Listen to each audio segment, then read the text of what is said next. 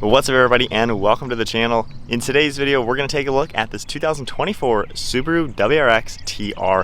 This one's finished in World Rally Blue. MSRP is $42,700. So let's get right into this fun rally car. So the WRX TR is basically a take of the GT, however a more track ready version. So you're going to see some nice aspects for performance. Underneath the hood, this is going to utilize the 2.4 liter 4-cylinder turbocharged Boxer motor with 271 horsepower and 258 pound-feet of torque. It's paired to the 6-speed manual transmission, sending all the power to the symmetrical all-wheel drive. 0 to 60 is about 5.9 seconds. It also runs on a 16.6 gallon fuel tank, and you're looking at 19 miles per gallon in the city with 26 out on the highway. The overall length is 183.8 inches with wheelbase at 105.2. Width is 71.9 and height is 57.8 inches. You're also going to see a set of 6-piston brake calipers up front with a 13.4-inch drilled rotor and 2-piston Brembo brakes in rear with a 12.8-inch rotor. Moving on to the exterior styling with the new WRX TR, especially in the WR Blue, this car looks super nice, and even all the black accents does make the car look pretty sporty. You got a nice set of LED headlights. You can see somewhat of that C-shaped design with a darker housing. I love how the bodywork cuts into them. You can see a gray color for the front grille with your Subaru badge, and then underneath it you're going to get all this plastic trim. Has somewhat of a golf ball texture to it to improve aerodynamics. It does look a little funky with all the plastic on a sporty sedan, however, but you're going to see a nice opening in the front to provide some cooling to the radiators, fog light down below. And overall, I like the shapes of the car. I think the WRX does look cool overall. Wouldn't mind some more body color though. You're going to see that massive hood scoop these cars are known for to provide a ton of cooling to the top mounted intercooler for that turbocharged air. And then there's a lot of sharp body lines throughout that hood as well. Making our way around to the side, you got a nice set of 19-inch wheels, finished in a split 5-spoke design, gray color. And you can see more of that plastic trim surrounding the front and rear wheel arch. Got a nice little vent in the back as well. More of that plastic material in the lower side skirt. Sharp body lines throughout the door. Then a nice set of body colored mirrors along with door handles. The TR ditches the sunroof in favor of some weight savings over the GT. Then you're going to see some black trim throughout the windows. And then the overall side profile is a very proportional looking sedan. I like the design to it from the side. It's a good looking car. And I like how the rear has some bulges for these rear fenders. So it does help give the rear end a wider appearance. You got a cool design for these LED taillights. Kind of looks like lava inside of them. And then the black trim throughout the trunk flows nicely into them. Got all your badging back here as well. Body colored trunk mounted spoiler. And then down below a massive plastic rear bumper. Some more of that golf ball texture. You got a quad tipped dual exhaust system. So once again, I like the shape of the car, but I think body colored would do this some nice justice. Moving on to the key fob, you're going to see lock and unlock, trunk release, and then just some silver trim. If I go ahead and lock the car, you can just grab the door handle, it'll automatically unlock, and we can take a look at the interior. The WRX TR is going to get these really nice Recaro bucket seats, combination of the leather as well as Ultra Suede. Throughout the door panel you can see this leather material for the insert and the padded armrest, and then the suede material up on top with contrast stitching. There is some plastic carbon fiber up above with your release handle, all of your controls, storage down below, Harman Kardon audio, and then you're going to see power controls on the seat. I really like these seats a lot. The suede feels nice, looks nice. You have massive bolsters in the bottom as well as in the back, and then some nice silver trim with the Recaro name. So gorgeous set of seats in this car for sure. You also see them on the GT. Then you're going to get a nice flat bottom design for the steering wheel, some plastic carbon fiber, and then red stitching. And then now sitting in the 2024 WRX TR, keeping my foot on the clutch, we can go ahead and fire it up.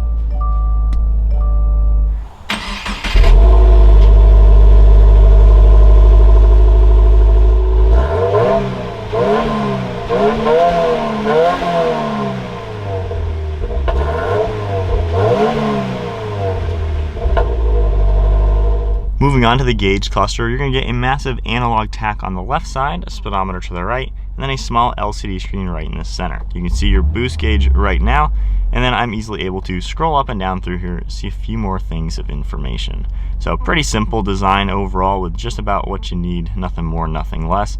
You do have a digital speed readout and of course your gear and then odometer. On the steering wheel, you got your Subaru badge. Controls on the left side for some Bluetooth and audio. These are the controls for that screen.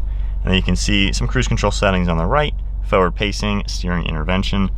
On the right stock, you're going to see all your controls for the wiper blades, and then on the left side, headlights and turn signals.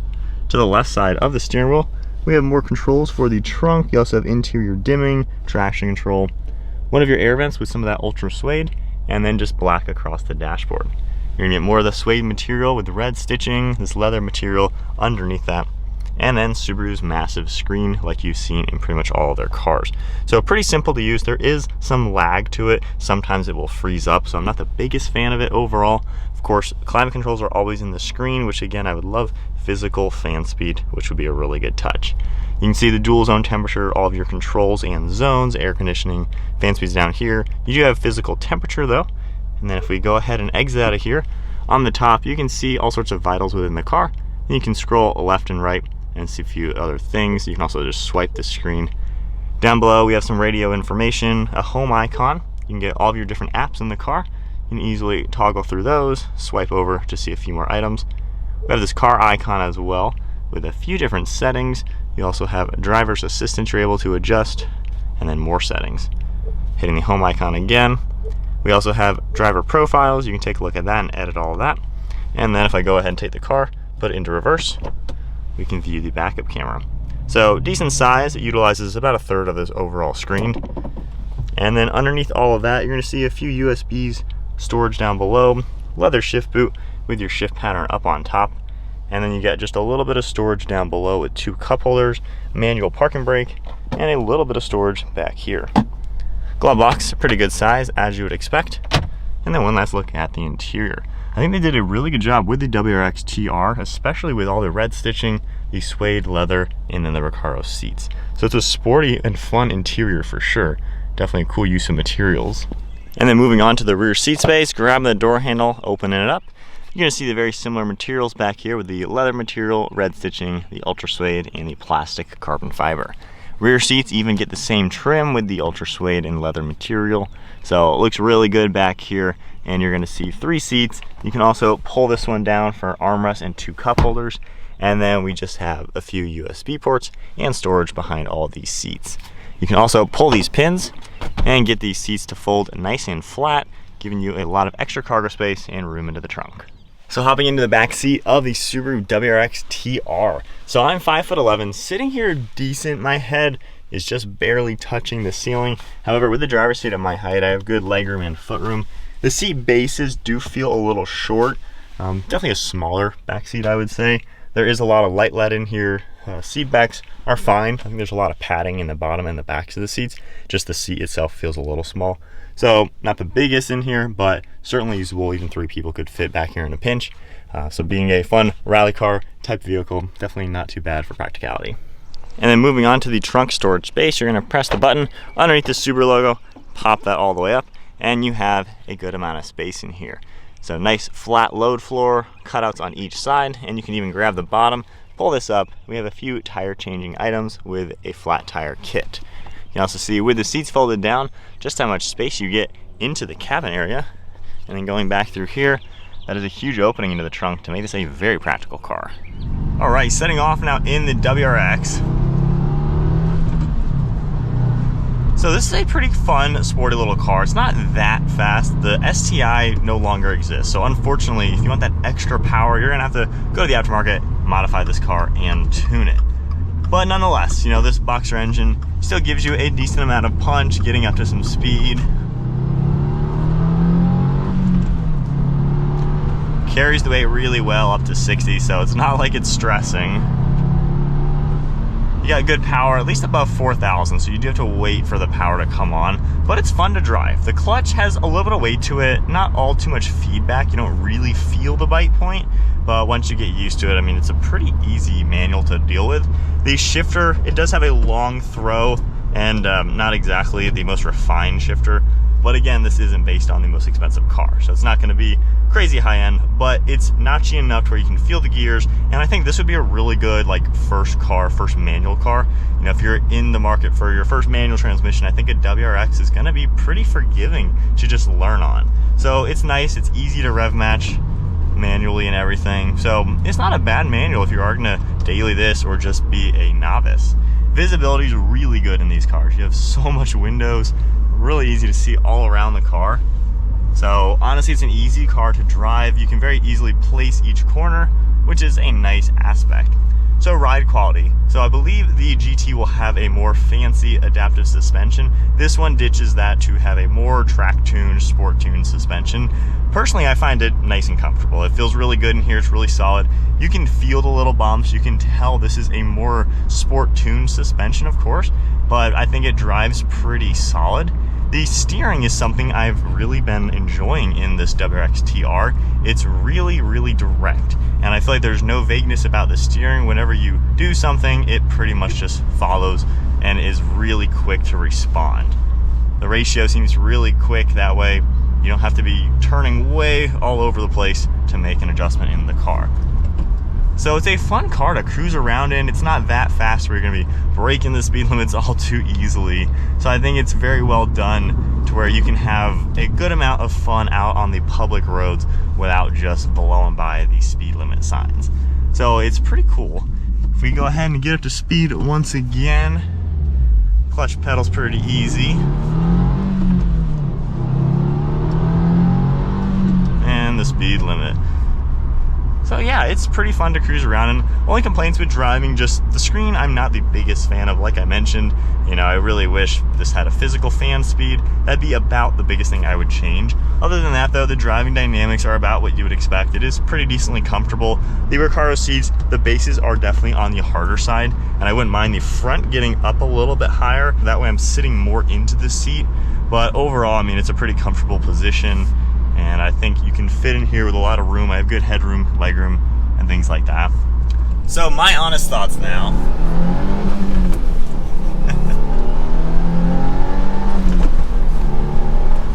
It's a fun car. Now, I think one of the biggest complaints a lot of people also will have, the STI is no longer. So this is the most performance-focused top level of the WRX, the TR. You get the manual transmission, the bucket seats, the Brembo brakes, and that's as good as it gets from Subaru. So I do wish there was an STI with that extra power, those extra differential controls in drive modes, because it makes a big difference. My friend had a WRX and then he had the STI. There's a big noticeable difference. This car doesn't really get to that point of incredible performance. It's really not that fast, honestly. It's peppy enough, it's fun. You know, you can have fun with this car, ringing out the engine and not breaking the speed limits. So it's a good balance, especially for your road car. I mean, you don't need a car that can go 100 miles an hour in 4 seconds like I might particularly enjoy, which a lot of people honestly do like. So it's not the fastest thing out there. I was a little shocked to see the 0 to 60 time at only 5.9. That is kind of slow when you take into consideration, but it's still fun. It's fun to play with. The power delivery does come on a little bit later. You have to be about 4,000 RPM. So it makes the gears feel a little on the short side when you are really ringing it out. So we're at 2,000 RPM, 2,500.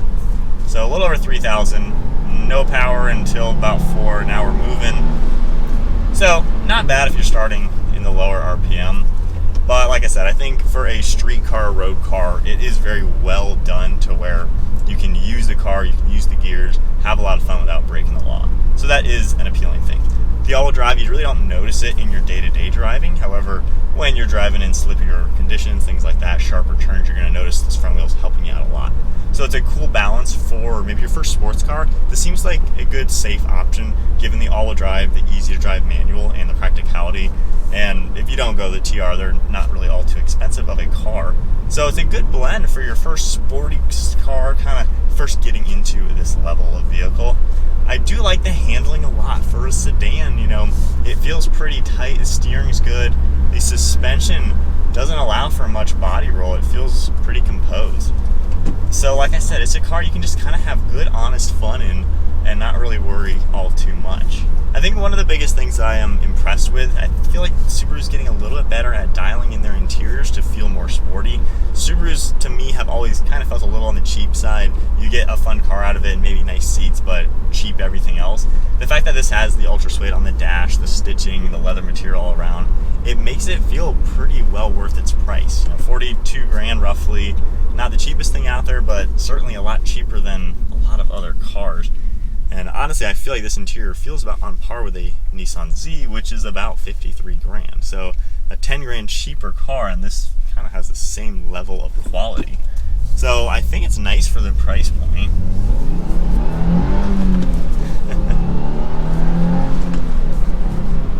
I mean, it's fun. It's got plenty of power for the day-to-day.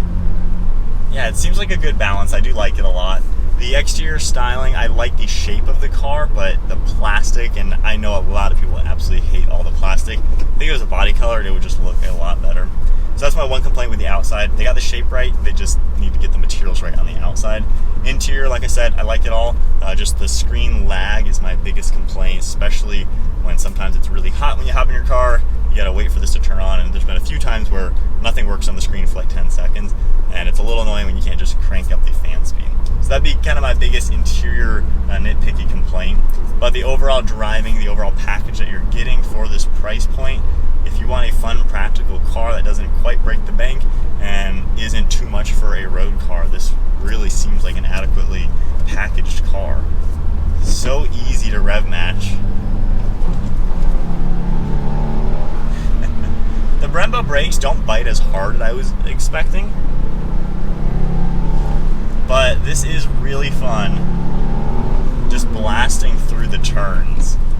So it may not get up to speed as fast as some other cars out there, but once you're kind of carrying the weight, it is just fun ripping through turns, and knowing that you have a practical daily driver at the end of the day seems like a pretty good blend. So that is it for the 2024 Subaru WRX TR, the most track-ready version that you can buy currently. Fun car for sure, definitely put on your list if you're looking for that $40,000 fun sporty car. This kind of checks a lot of boxes. If you enjoyed today's video, give it a thumbs up, hit that subscribe button, and stay tuned for plenty more content. And I'll see you all in the next video.